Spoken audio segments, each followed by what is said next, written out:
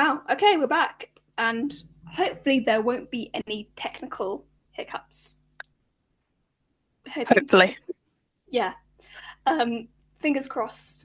Yeah. But to jump into our usual chatter, Jessica, have you got tea, and what is it? And have you got I your do mug? have tea. It is biscuit flavored tea. Tastes like caramel biscuits. It's very good. And it is in my Shakespeare mug because Shakespeare is going to join us on every podcast episode. Welcome back, Yes. Shakespeare. Welcome back, Shakespeare. And we're kind of diving into the Shakespearean era pretty soon. We're about to get there. Yeah. Um, I didn't know biscuit tea existed, but that sounds great. Autumn. There's like malted milk flavour biscuit tea and caramel biscuit tea. Wow. I will introduce this to you at some point. Thank you. Yeah. To match your autumny vibe, I've got a Christmas mug from. I think it has something on it, a London City thing. Solid. Let's go. So yeah, we're going to continue with this Henry's wife extravaganza series. Yeah, and we're diving into wife number 3, which is Jane Seymour. Yeah, so she's like, I guess she's known as the one who gave him a son, and that's it. She's quite widely thought of as the wife that Henry loved, but I don't think that's actually true. I think I've mentioned this already. I don't think that was true, but he was pleased with her, certainly. She's the only one he didn't, apart from Catherine Howard, who he didn't behead or divorce or accuse of having adultery. He did accuse Catherine Howard of adultery and executed her. Catherine Parr. Catherine Parr, sorry. Yes. Not a technical difficulty, but we've got a streak now, so we had to do something. Yeah. There are too many Catherines as well. There were. Yeah. I wonder if that was the top female baby name of the era. Quite possibly.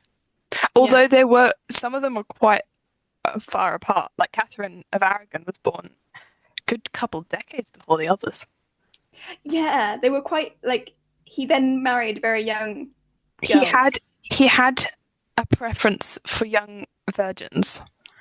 It was a theme that he wanted young virgins. Yeah, but also I guess they're more likely to kind of have more time for having children and all that stuff. Exactly. Yeah. Anyway, so Jane was actually born in 1508, which is quite a while after Catherine of Aragon. Yeah, ages after. Yeah, so yeah, she was born in Wolf Hall in Wiltshire, and both her parents were part of the nobility, and they were kind of members of the royal court, which is a bit of a needed factor in a possible suitor. Yes. She didn't have a fancy education, but she had like some of the vital skills needed, like house management and all that. And before becoming queen, Jane was positioned as a lady in waiting in both Catherine of Aragon's and Anne Boleyn's courts. You can see a trend setting here. You can. Cool fact. Sorry to interrupt. Cool fact. Jane Seymour was Henry's 5th cousin, so they were distantly related, but she shared a great-grandmother with Anne Boleyn and Catherine Howard. Oh, yeah. That is really cool. Yeah. Talk about connections. Yeah. Right, yeah. But you do wonder, because she was so closely connected to these people, and she was in the court of both Catherine of Aragon and Anne Boleyn, that she saw up close, like, how dangerous it could be to be Henry's wife. Yeah. And, she watched Catherine lose her crown, and then she watched Anne lose her head. Yes. which is quite unsettling going into a marriage knowing that your predecessor wives were Exactly. disposed of. Disposed of. It's like, yeah. So by the time Henry started noticing her, Jane probably had some experience in knowing how to handle him by seeing him from afar. Yes. Yeah. So by the early 1536, I'm definitely not looking at my notes for that date. Like, I just memorized everything.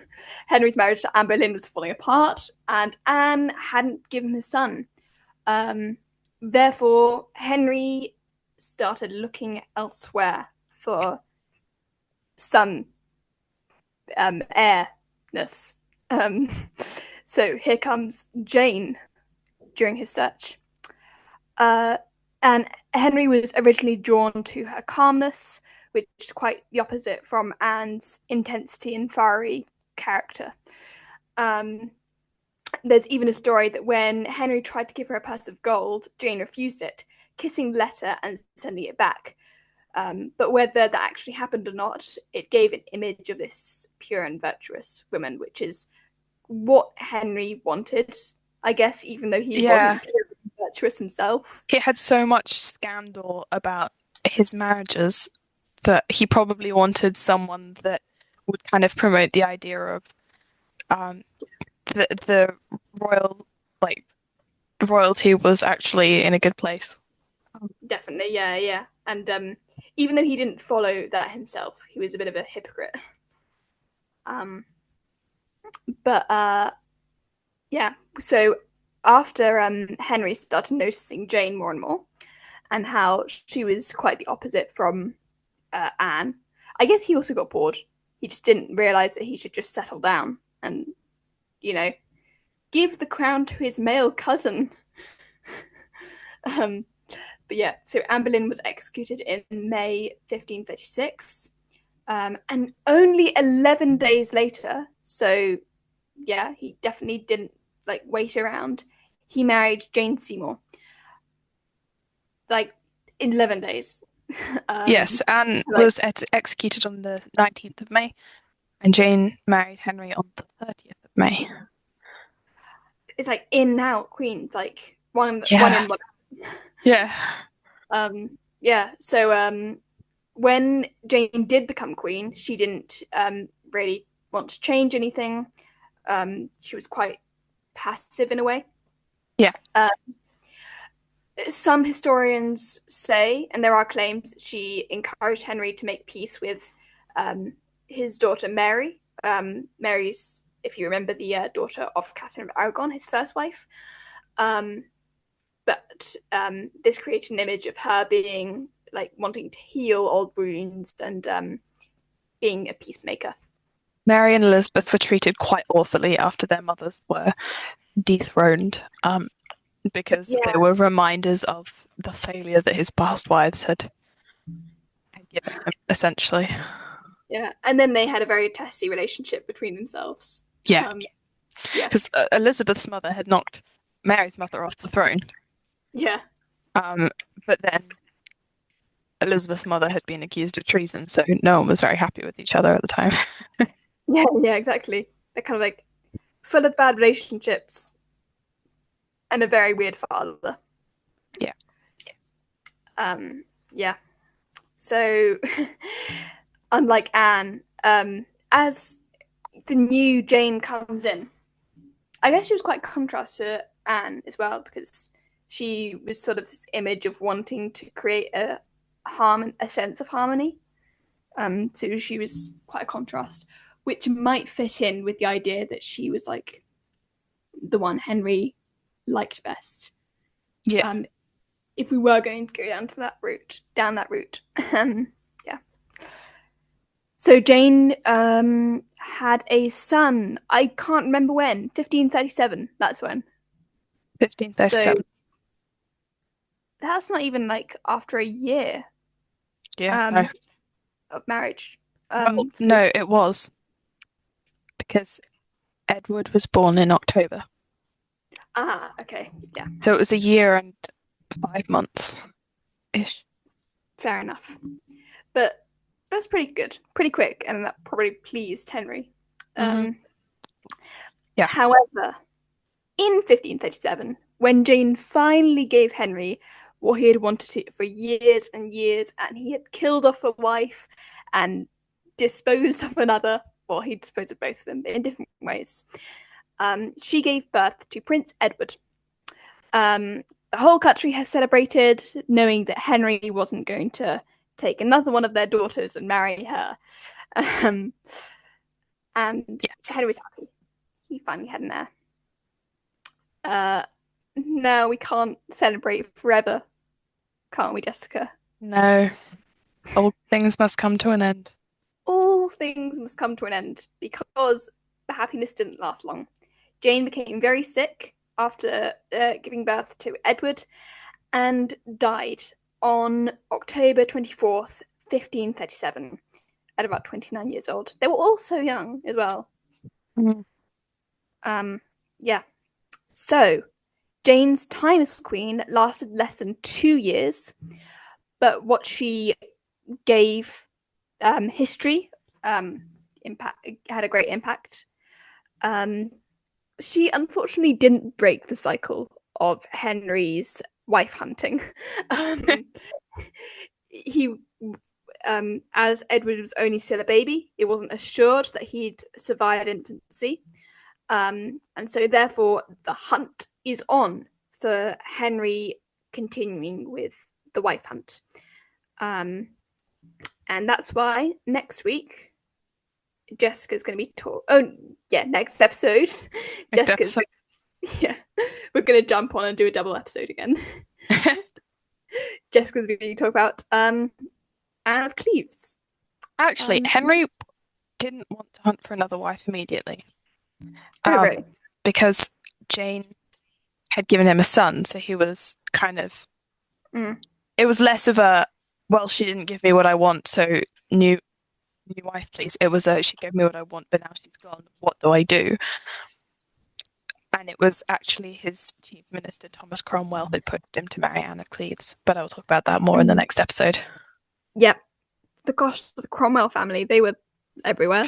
Yeah, they were quite influential in British history. Yeah, definitely. At least this one didn't kill the king. He got killed by the king, but he didn't kill the king. Exactly, other way around. But do you have anything to add about Jane Seymour? Any burning facts that you have? When Henry died, he was buried next to Jane in Windsor Castle. Oh, cool. And I think that's quite telling of how pleased he was with her. Yeah. Considering he married 3 more times after her. And even though he had probably loved Catherine of Aragon the most, he chose to lie next to Jane. Yeah. And I think that's true because she was, of course, the only one who did give him a son. And well, she wasn't the only one to give him a son. She was the only one to legitimately give him a son. Yeah. And so therefore the only one to produce a legitimate heir. Exactly. But yeah, she became known as the kind of peaceful wife. Yeah. His potential favorite and the one who gave him a son. Yeah. Cool. Okay, well, I think that's it. Yeah.